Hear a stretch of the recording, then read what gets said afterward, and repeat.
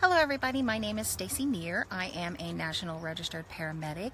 Today I'm going to be going over the day in the life of a paramedic. I'm actually working the truck today, so we'll kind of see how that goes. Some days can be busy, some days can be slow. That's kind of the nature of the beast when it comes to emergency medical services. Today I'm going to be going over quite a few things as far as the levels on a ground truck. I'll be talking about some of our flight services, and I'll also be kind of giving you an idea of some of the advancements and things that you can do within the field. A lot of people use paramedicine as a way to segue into other medical occupations. So I hope you join in, and I'll be giving you some really great information today. Thanks. So within EMS you have the different levels. You have the EMR, which is the emergency medical responder or the first responder. These are usually volunteers who are trained in basic first aid who will show up on scene prior to the ambulance. Then you have your EMT basic. They are your basic life support with vital signs, airway, that kind of stuff. Then you have your EMT advanced or intermediate. They are able to start IVs. Some are able to intubate and do some more airway than a basic. Then you have your paramedic. Your paramedic is the highest level on the truck. They are the ones that run the call. They start the IVs, the cardiac monitor, give the medications, work under the protocol set by our medical director. When you talk about the different levels of emergency medical providers, we need to talk about their education. With the EMR, it is a 48-hour class. At the end, you have a skills evaluation, and then you get certified to go out and volunteer for whatever local department that you are with. Basic is a 4-month program where at the end you will take a national registry test and a skills evaluation to become certified as a basic. Paramedic has become an associate's degree in most places, so you'll have your science prereqs, your A&P, your chemistry, your biology, along with the paramedic program. And at the end of it, you'll also do a national registry and a skills testing in order to become licensed as a paramedic. Once you get that license from the national registry, then you can go to whatever state that you're working in and get your state license, and then get a job with whatever company you'd like to. One of the newest things with paramedicine has become a bachelor's degree. You can go on for a 4-year degree in a Bachelor of Science paramedicine, which will help you go into a management position or an educational position. They also have a community paramedicine bachelor's program, which is fairly new. A few states have started this program. Basically, it is a way to bridge the gap between EMS and the hospitals. A lot of it is going out and doing home visits with individuals, some of our frequent customers, possibly the CHF patients, the COPD patients, the diabetic patients, kind of doing home visits with them, helping them get their medications sorted out, and trying to cut down on the readmits to the hospital for these kind of chronic conditions. One of the things I do like about EMS is the diversity. When it comes to different levels of service, you can have a hospital-based, you can have a county entity, you can have a private entity, and you can have a fire-based service. The company that I work for is actually a hospital-based service. I work out in a rural area, which is a county, and we also have an ambulance district that runs the county. Basically, it's a tax-based service. So the county owns the property, owns the ambulances and the equipment, and the company I work for provides the employees. The nice thing about this is with the district, we get a lot of the newer equipment because the district can afford, based on the tax revenue, to be able to get us the latest and greatest equipment, which is kind of nice. So when we talk about the different services, we need to talk about the different shifts. If you're working in an urban area, your shifts are going to be primarily the 8-hour and 12-hour shifts. If you're working in the rural area, you're going to have more of a 24-hour, 48-hour shift. I personally like the rule myself. I like the ability to be with my patient and do a little bit more things for my patient en route to the hospital. Sometimes that can be a little scary, especially if you've got a very critical patient and you know that you need to get them to the hospital quickly and you don't have the ability to fly them by helicopter. But that's what I love about my job, is that you never know what's going to happen, and you just have to be on top with your skills. With the 24-hour shifts, we do have a base that has beds, bedrooms, and a kitchen. So it's not like we're kind of in the truck all day. It's like being at a home. I'd like to give you a rundown on what a typical day around here is like. We start our shift at 7 a.m. I usually try to get here about 6:30. Meet with the paramedic whose truck I am taking over for the day and get kind of a rundown of anything that might be wrong or needs attention on the truck. From there, we will do, my partner and I, which is usually an EMT basic, we'll do our truck check. Just make sure we have everything ready to go for the day.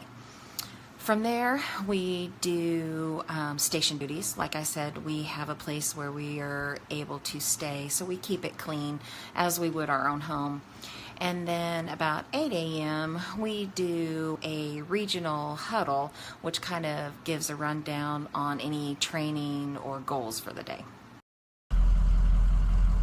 So right now we're kind of out and about. It's lunchtime, so we've decided to go see if we can find something to eat. I just wanted to talk a little bit about MedControl. We have a physician that oversees all the employees, and he comes up with a set of protocols that we can operate under his license and are able to do the things that we need to do for the patient. If anything falls outside of those protocols, then we have to call online medical control. We're pretty fortunate where I work. We have a medical physician that actually gives us quite the leeway with a lot of things. We have drugs like ketamine that we don't have to call in for orders for, or any kind of pain control. We're able to give unlimited amounts as long as we don't harm the patient. So this is my partner Angie for the day. She's an EMT basic. Say hi, Angie. Hi. We just actually got done running a call. Anyway, I just wanted to kind of let you see some of the things that we do here. Usually we are paramedic EMT partners. Very rarely do we get to work double medics anymore with the shortage of medics going on. And I really like working with Angie. She's one of my favorite partners to work with. We can pretty much run a call and not really have a conversation with one another. She knows what I'm doing, I know what she's doing, so it all works out pretty good in the end. So say bye, Angie. Bye. We're posting at the station right now, waiting for the other truck to get available. So I thought I'd hop on here and talk with you guys a little bit about flight services. Several people have asked about flight, and I just wanted to let you know that with flight around here, you have to be a paramedic and a nurse in order to fly. Paramedics have to have at least 3 years of ground experience at a very busy service area.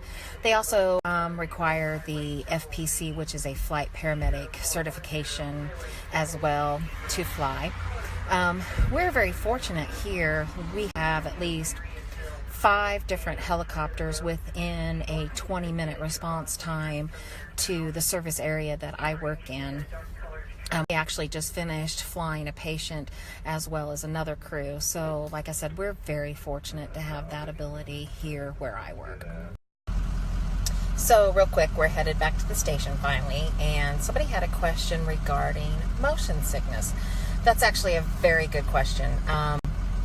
Some people do get motion sickness, especially in areas where we work. We have a lot of curves and hills, and sometimes, especially when you're running code, you have a tendency to sometimes get motion sickness.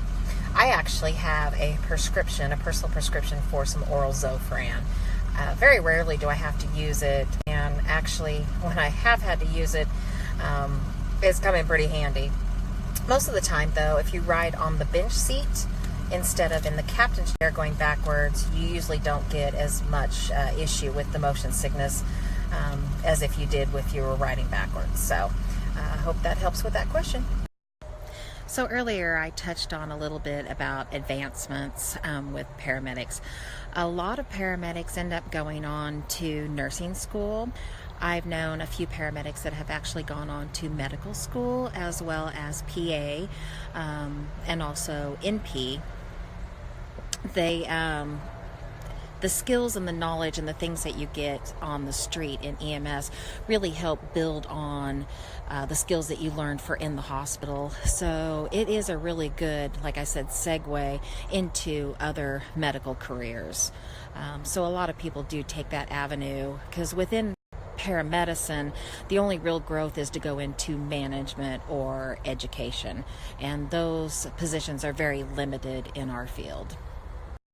So the things that I like about being a paramedic is the team approach. We're the first line when it comes to the initial care of the patient, and then you have the continuum of care that goes when we drop them off at the ER with the nurses and the doctors that provide the care after us.